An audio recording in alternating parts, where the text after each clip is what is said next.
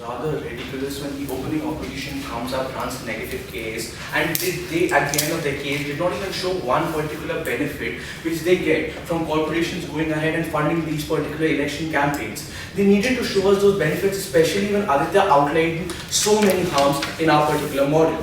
They failed to do so. In my speech today, I'll be basically talking to you about how their policy acts as a deterrent and it's unfair to the rising individual candidates in status quo, and how it particularly panders only to those influential candidates, and how this is particularly harmful for the democracy of that particular nation. Before that, let's look at a few rebuttals. Firstly, ladies and gentlemen, this is the stereotype with which the leader of opposition began the speech is what we want to change. They say that the corporations and the companies look at elections like an investment. This is the kind of notion and stereotype that you want to change in society, ladies and gentlemen, because elections are not a business deal where you look at it as an investment and you look for future perspective. Elections are something which is democratic, which needs to pander to even that poorest person who lives in your particular nation. And this is particularly harmful under their paradigm, because you have just unfairly corporations influencing the policies which are implemented in that particular state by skewing the opinions of the candidate who they have funded for. That's particularly problematic. The next point about the owners donating, the owners of the company will anyways donate even if we are allowed individual campaigning. Now, ladies and gentlemen, the response to that is Aditya clearly mentioned that if we allow individual sponsorships for election campaigns, there is a cap. You cannot spend more than $5,000 when an individual goes ahead and sponsors elections. So we do not see how that element of unfair influence which we are trying to remove comes into the picture. Because now, even if you have the owner of Shell, even if you have the shareholders of Shell trying to donate $5,000 as an individual person, we do not see how that's going to turn out and lead to an unfair and undue influence. Because now, ladies and gentlemen, 5,000 is not enough to carry out the election campaigns. But under their paradigm, what's particularly happening is Shell is shelling out a large amount of sum in election campaigns. If not particularly election campaigns, they're trying to help the party to super PAC. That's particularly harmful, because we see there is an over sponsorship coming from one side of the house, which leads to skewing of policies. The next response about this was a mere assumption that we have environmental standards in place, and she completely and ridiculously assumed that these environmental standards are going to work. Ladies and gentlemen, the reason why these corporations are wanting to go ahead and fund these individual candidates is the reason because they want these environmental standards and these environmental policies to change. Under that paradigm, when you have unfairly Shell going ahead and funding the campaign for Obama, then we see that at the end of the day, when Obama is elected, we see that how it's particularly in the need of that particular company, and then these environmental standards which these people spoke to you about are the ones which get harmed and are changed to suit the needs of that particular company. Next, the point of voters' apathy, ladies and gentlemen. Now, voters' apathy is something which is further actually reduced under our paradigm, because right now the voters know that it's either going to be Obama or Romney, and they know that they are being funded largely by the corporations. So the voters have a kind of innate feeling that whoever wins is going to pander to the corporations and not to that individual voter. But whereas under our paradigm, when you ensure a fairer election, and we see that the voters themselves become less apathetic, because now they know that even their say is going to be taken into account, and there won't be one party or one particular corporation which will be trying to unfairly influence the policies of that particular candidate. We see that the voters' apathy is greatly reduced under our paradigm. We create that kind of political awareness, and the voters are even further incentivized to go ahead and vote for the right candidate. The next point about minorities, which particularly became largely, the part of our entire speech. Ladies and gentlemen, it's not that we are against the rights of minorities.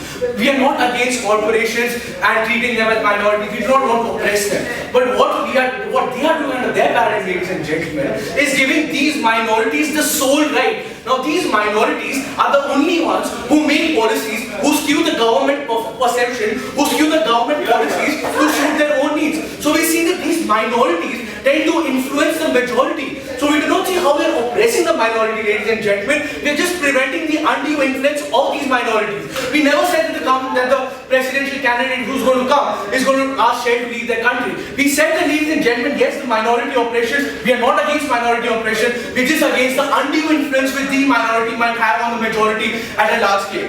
The next point, ladies and gentlemen, this was rather ridiculous when they came and they failed to show why the right of the corporations is something which is more important and beneficial compared to the rights of the individuals, the right of the citizens, and the right of the society.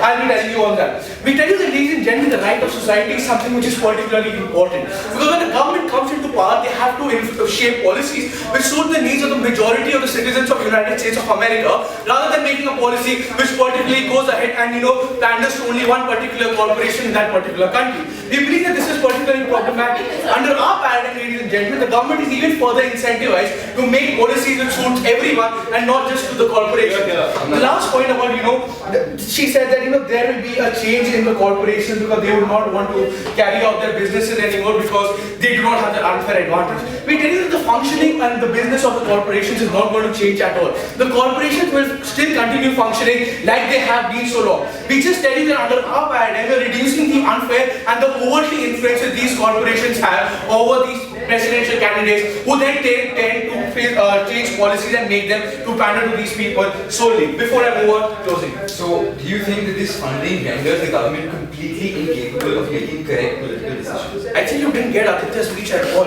It's not that it renders them completely, and affects the government. We tell you that the undue influence, if there is a corporation which is funding you a lot, in large sums of money, the candidate is even further incentivized to go ahead and make policies for that person, and that's unfair influence. Now, in coming to a substantive about how it is unfair to the individual candidates, we see that the corporation just have an incentive to go ahead and vote for the sponsor the influential candidates and increase the outreach of these influential candidates. They do not have, because they know that it's one of Obama or Romney who's going to win at the end of the day. But ladies and gentlemen, we saw at the state level elections in Michigan how there was an unfair influence because of the super PACs, because of which a deserving individual candidate lost out on that particular election. We believe that there is no incentive for these corporations to go ahead and fund that individual candidate, because of which we see that the outreach that these people are trying to talk about is unfairly only for one or two candidates. We believe that there needs to be a due representation, there needs to be a fairer representation in society. We need to go ahead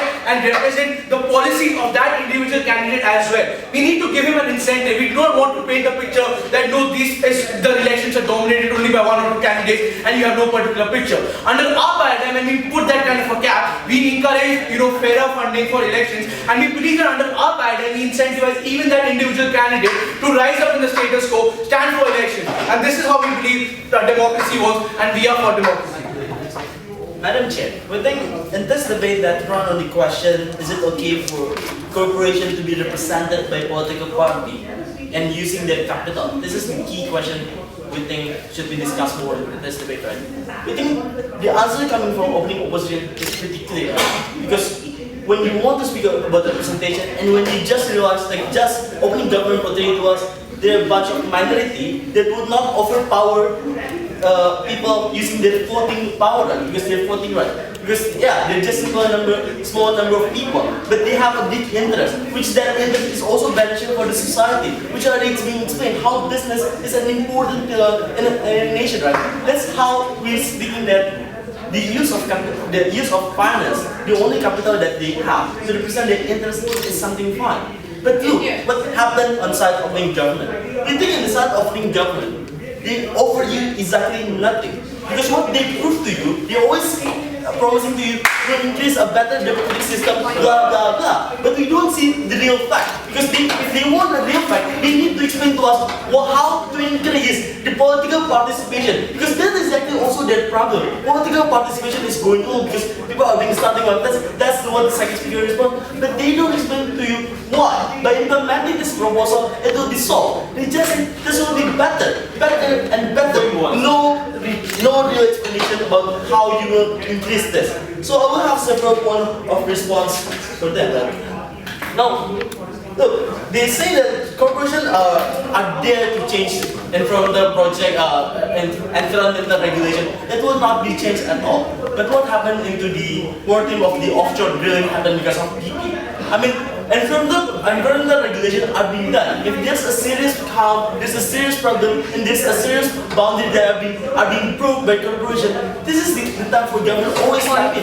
Even they support your campaign, right? Because you have a big stake for your society. Not just because simply they put a lot of money, then you forget your society. We don't think they're a bunch of hypocrites. They still care about their people. We don't think that would happen under their paradigm. Because you also still have a parliament system. You still have House of Representatives that can speak up. And the lobbying group is not only come from these people, right? Not only come from corporations, but also from labor union and etc. And but remember, the most important part in campaign, in election, is to be elected. How to be elected? By raising voice of vote from people. How? With money, you obviously can raise a vote for people. You obviously can raise your chances. But when people just know that you're representing an evil company, why they want to vote for you? Even you can put a lot of campaign, but they just realize that you're representing a bad intention that they don't want. This is why we think even they will not do that far. Even political party will not choose a very bad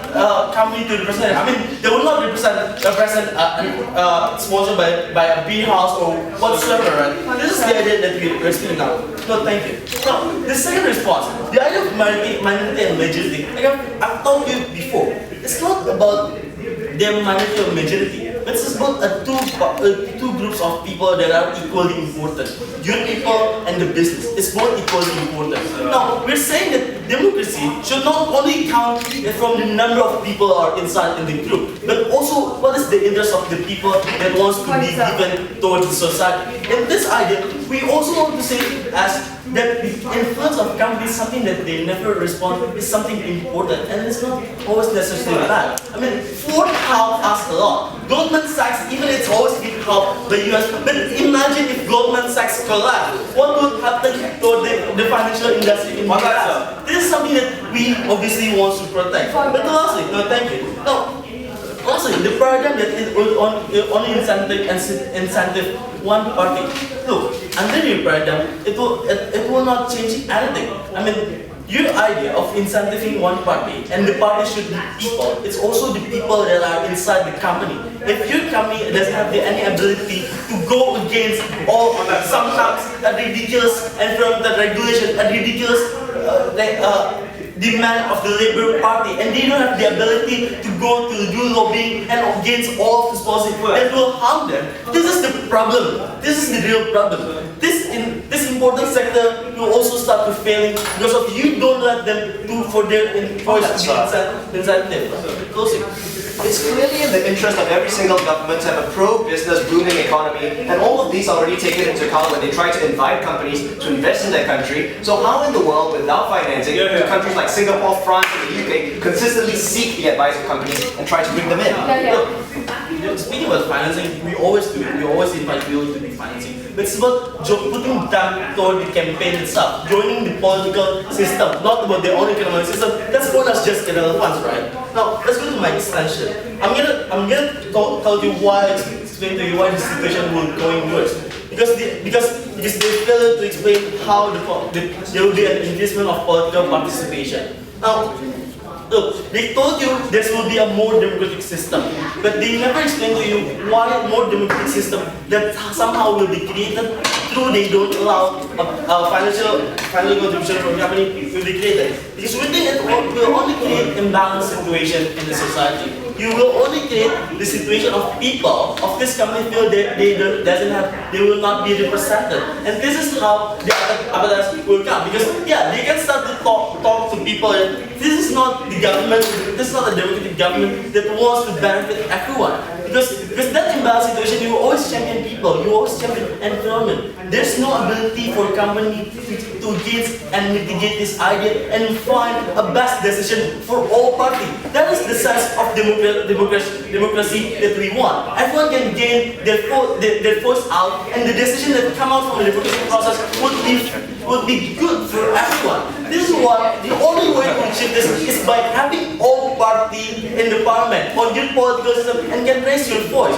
And like you're saying, without money, political party cannot put their voice in. They cannot do it. It's only money that can do it. Because the number of votes is not insignificant for political party to be raised. I mean, it's just like a bunch of people. Why you want to win their heart, but you need their money. This is why the only way for them to be represented. What at the end of the opposition tell you? We've told you that companies need to be represented in your political system through this way. We told you also, even you implement this, there's no any proof, a real proof that you can increase the people participation in politics. We're very proud to oppose.